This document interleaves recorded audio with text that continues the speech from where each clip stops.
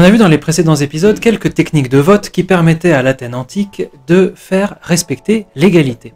Pour autant, on n'a rarement, voire jamais cité de philosophes politiques qui s'intéressaient directement à la procédure électorale. En effet, comme le note William Riker, grand politologue américain du XXe siècle, les philosophes politiques, engagés dans la poursuite de la justice, ont ignoré et négligé la théorie des méthodes de vote comme quelque chose qu'il vaut mieux laisser à l'attention des employés municipaux.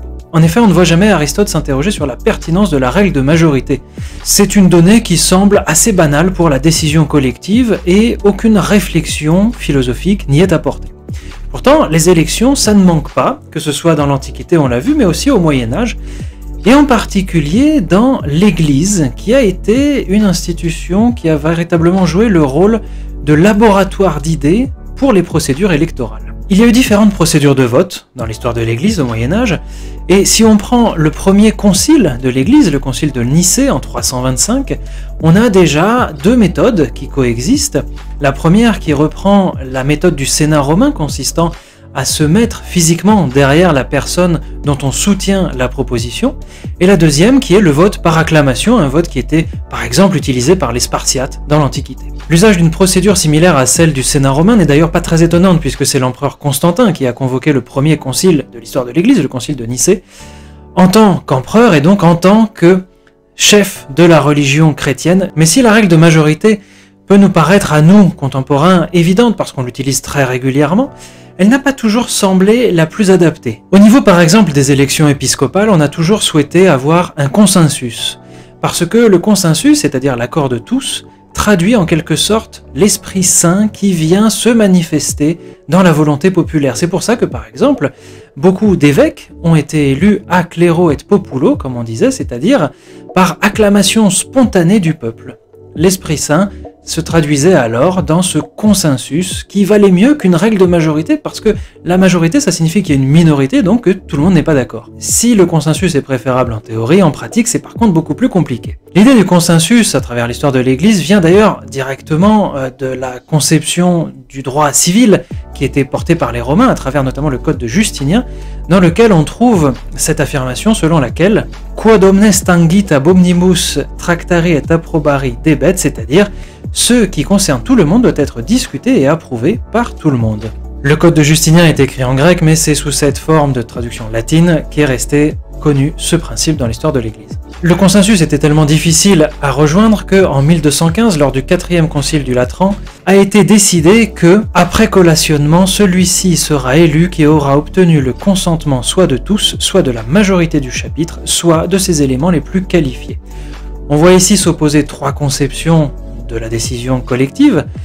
La première qui est le consensus, la deuxième qui est la majorité, et la troisième qui est, si on n'arrive pas à avoir une majorité, parce qu'il y a par exemple plus de 2 candidats, alors on fait voter ce qu'on appelle la senior pars, c'est-à-dire les personnages les plus compétents pour voter, les plus sages, c'est-à-dire en général également les plus anciens. Tout cela n'empêcha pas l'élection du pape Grégoire X de prendre 3 ans. Rien que ça, entre 1268 et 1271, c'est l'élection d'un pape la plus longue de l'histoire, et l'Église a tout de suite compris qu'il fallait véritablement, définitivement remédier à ce problème. Certes, on pouvait avoir dans des abbayes des problèmes similaires, où on mettait très longtemps à élire un abbé, ce qui faisait prendre le risque de péricliter l'abbaye, faute d'une tête pour la gouverner, mais au niveau de l'institution elle-même, au niveau de la papauté, c'était inacceptable. Dès lors, la bulle Ubi Periculum a été prononcée et instituait les règles du conclave, c'est-à-dire qu'on fermait à clé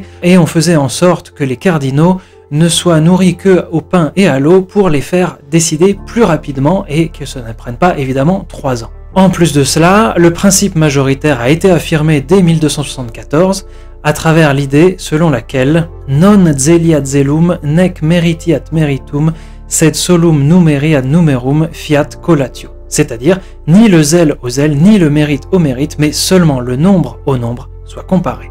Et c'est dans ce contexte de difficulté électorale et de réflexion sur la règle de vote que pour la première fois de l'histoire, quelqu'un s'est penché sur la mathématisation du vote, c'est-à-dire sur la manière de mathématiquement trouver une méthode performante électorale.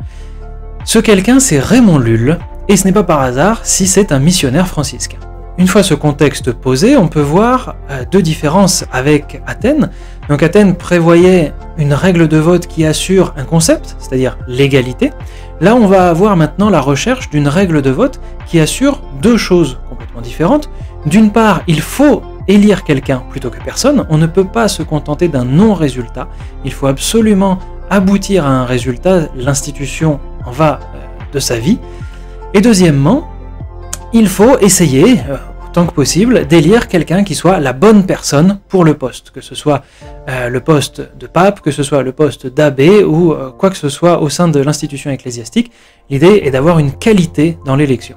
Raymond Lull, c'est quelqu'un qui est né en 1232, approximativement, à Palma de Majorque, au confluent de cultures arabo-musulmane, juive et chrétienne. Né dans une bonne famille, il s'est fait repérer assez vite et il est devenu majordome du futur roi de Majorque. Lorsqu'il a eu 30 ans, il a eu une vision qui l'a incité à devenir un missionnaire franciscain et à voyager à travers le bassin méditerranéen et l'Europe. Il a ainsi rencontré diverses cultures et notamment appris l'arabe, ce qui lui a permis de lire les mathématiciens arabes dont il était très friand. Il a une œuvre foisonnante, on l'a aussi lié à l'alchimie par la suite, à tort d'ailleurs, mais parmi son œuvre, deux opus nous intéressent particulièrement. Le premier s'appelle Blanquerna, c'est un roman plus ou moins autobiographique qui parle d'un jeune homme qui devient abbé, qui monte dans la hiérarchie ecclésiastique au point de finir par devenir pape et qui ainsi réforme l'institution ecclésiastique. Et le deuxième est un petit traité qui s'intitule De Arte Electionis, donc à propos de l'art électoral, et qui a été écrit en 1299, mais seulement redécouvert en 1937, après avoir été perdu pendant plusieurs siècles. On commence par Blanquerna, dans lequel Raymond Lull propose une méthode de vote complètement innovante, et en plus dans le contexte intéressant d'une élection féminine, puisqu'effectivement il s'agit entre plusieurs sœurs d'élire une abbesse. Et c'est Natana qui propose cette méthode, Natana étant en quelque sorte l'alter ego féminin de Blanquerna, le héros masculin de l'ouvrage. Alors que les sœurs s'apprêtent à élire avec la méthode traditionnelle leur abbesse, Natana propose une nouvelle méthode que voici. Nous sommes 20 dans ce chapitre qui avons le droit de voter à l'élection de notre chef. Il faut demander à la première sœur en secret laquelle des 19 est la plus apte à siéger parmi les 7 qui peuvent élire la supérieure. Ensuite, il faut demander à la deuxième sœur, puis à la troisième, et ainsi de suite, dans l'ordre, jusqu'à la dernière. En fin de compte, qu'il soit vérifié laquelle des sœurs a remporté le plus de voix, et celles qui auront le plus de voix seront les 7 sœurs qui éliront l'abbesse. La deuxième partie de l'élection concerne la manière dont les 7 électrices élisent leur chef. Ainsi, les 7 devraient être divisés en deux groupes, 2 dans un et 5 dans l'autre. Les 5 devraient décider laquelle des deux devrait être élue et écrire en secret le nom de celle qui a remporté le plus de voix. Ensuite, la sœur qui a remporté le plus de voix devrait être comparée à une autre des 5. Cette autre sœur devrait remplacer celle qui a été vaincue.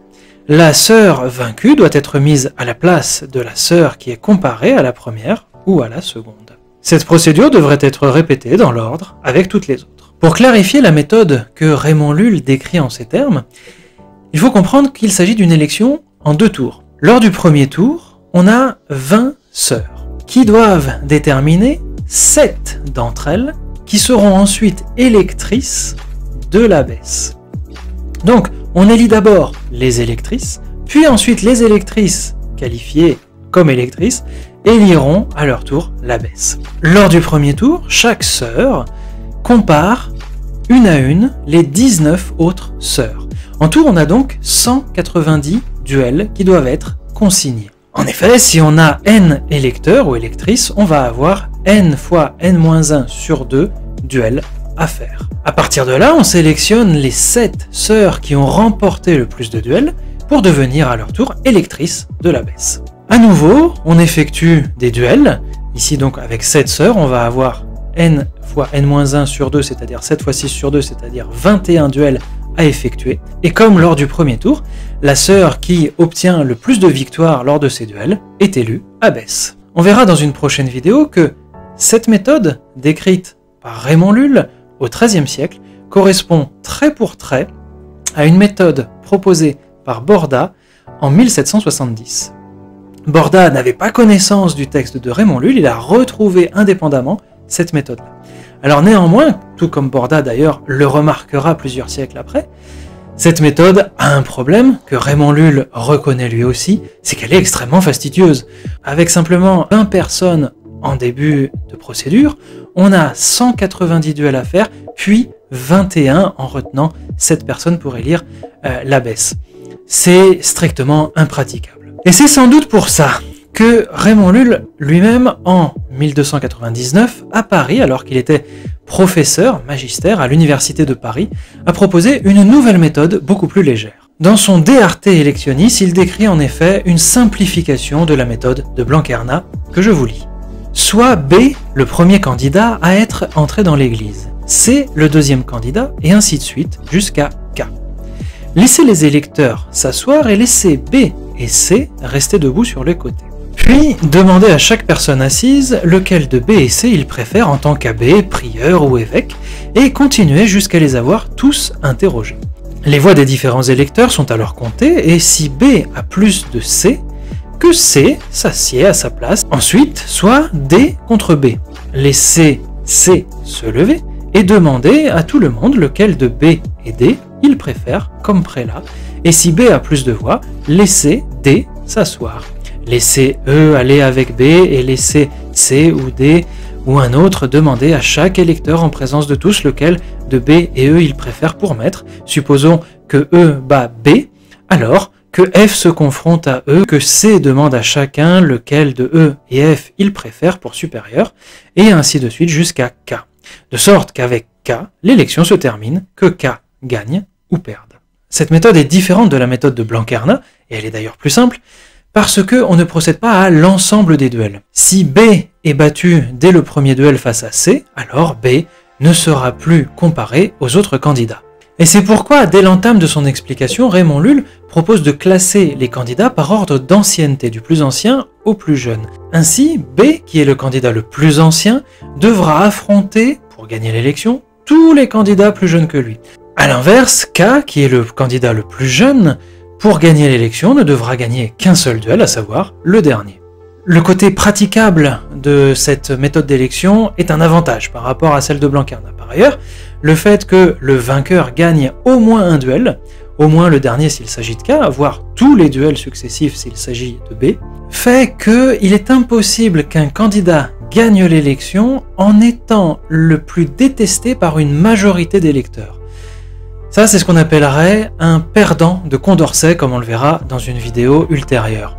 C'est ce qui fait que cette méthode est déjà meilleure que la méthode de la majorité simple, à laquelle on est pourtant habitué, qui permet, elle, l'élection d'un perdant de Condorcet, là où la méthode du De Arte Electionis ne le permet pas. Alors qu'en est-il de la réalité? Eh bien, ni l'une ni l'autre de ces deux méthodes ne furent jamais utilisées dans la pratique. Du moins, on n'en a aucune trace. Raymond Lull lui-même se plaint dans sa Vita Coetana, son autobiographie, de n'avoir jamais très bien été compris par ses contemporains à cause, dit-il, de sa façon de parler arabe, c'est-à-dire sa façon un peu trop mathématique de parler, lui qui avait étudié en profondeur les mathématiciens arabes, lui qui avait écrit, on le verra dans le prochain épisode, des ouvrages notamment sur la quadrature du cercle. Et il fallut attendre plus d'un siècle pour qu'un autre ecclésiastique, un cardinal cette fois-ci, donc un personnage beaucoup plus prestigieux dans l'institution ecclésiastique que Raymond Lull, même si Raymond Lull a joui d'une immense popularité auprès des universités, pour retrouver l'idée que les mathématiques peuvent aider à tracer les contours d'une élection qui soit juste, qui soit peut-être même parfaite. Ce quelqu'un s'appelle Nicolas de Cuse, et on en parlera dans la prochaine vidéo.